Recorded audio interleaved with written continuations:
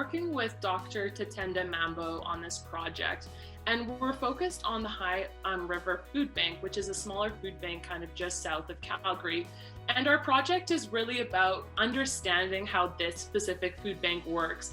And so we're kind of like midway through the project, but up until now, we've started from the ground up, getting to design the project, talk about, what it is that we're interested in when it comes to this project and all the little details there, to doing a literature review, discussing the literature review and letting that inform kind of the research direction and scope. And at this point, we just finalized our questionnaire that we're going to be interviewing people with.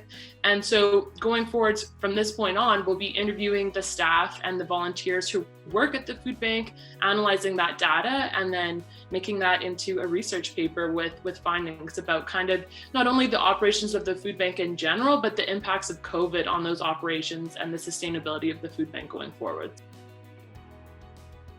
Been involved with food systems research for the past year, and before that I completed many school projects that were focused on community and urban farming.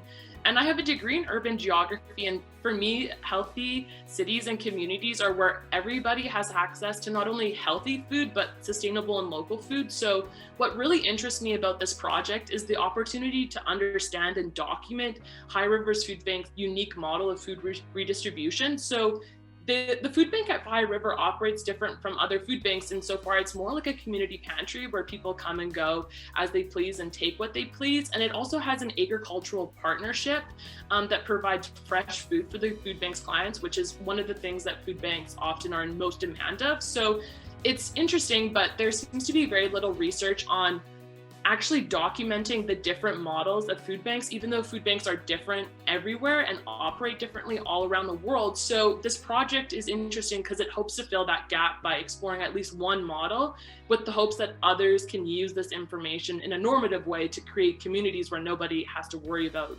obtaining food.